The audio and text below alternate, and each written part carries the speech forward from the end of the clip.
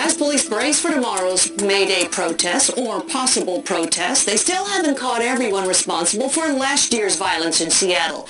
And of the half-dozen people who were arrested, no one spent more than a few weeks in jail. In fact, as K5 investigator Linda Byron reports, it was 2 people who were never arrested or charged who spent the most time behind bars, not for what they did, but for what they did not do.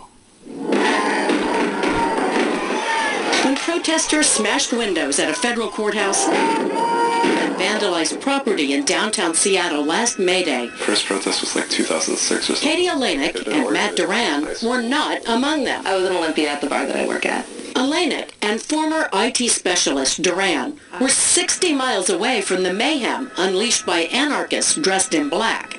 But 2 months later, they got a surprise. It was really, really shocking. I was walking to work and an FBI agent popped out of a car and handed me paperwork, told me to show up to court. I didn't even know what it was about. I was confused as to what information the government could want from me. They'd been subpoenaed to testify before a federal grand jury. I was wanting to know if I was at May Day and if I knew what had happened, but we very early on let them know that I had no idea under the penalty of perjury.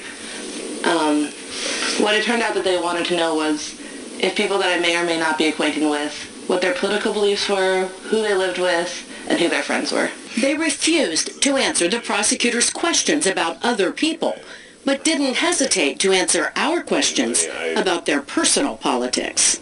Are you an anarchist? Yes, I do identify as an anarchist. That's a really hard question for me. I don't like to say no because I have a lot of anarchist beliefs, but semantically I don't identify as an anarchist. That affiliation was apparently enough to first put them in the federal spotlight, and then, when they defied the grand jury, to land them in prison here at the Federal Detention Center in SeaTac. Not charged with a crime, but for what's called civil contempt of court. The idea is that you are being held in confinement in order to attempt to coerce you into doing what the court has asked. They would spend the next 5 months in prison. And not just in general population, but in and out of isolation. It was extremely jarring. There is not a feeling in the world that is as torturous as isolation. Olenek says her 69 days in the special housing unit left her a physical and emotional wreck. Solitary confinement is horrible. It's the most intense feeling of isolation and dread. I can't even describe it. You're completely alone. My client really doesn't know anything. On the outside, her attorney fought to learn why Olenek, a model prisoner, would get the kind of treatment usually reserved for the worst troublemakers. Some theories that I have are that it was to tighten the screws on her and to make her more likely to testify.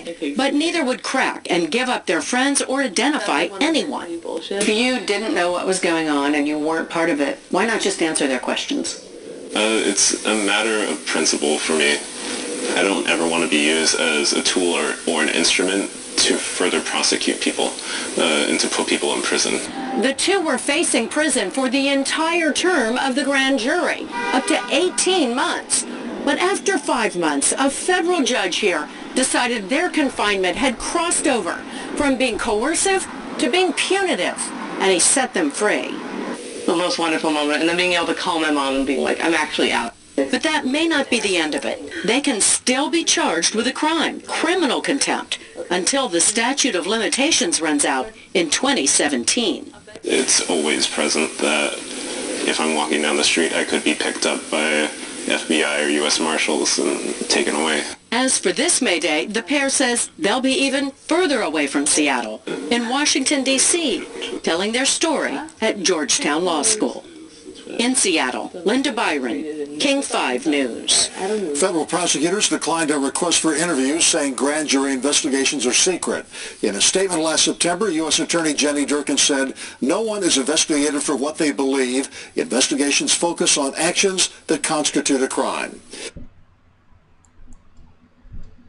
Oh, well,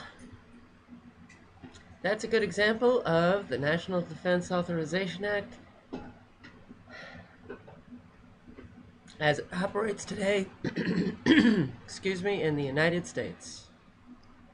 Anybody can be picked up and hauled off and disappeared. Welcome to the new United States of America, land of the free, home of the brave.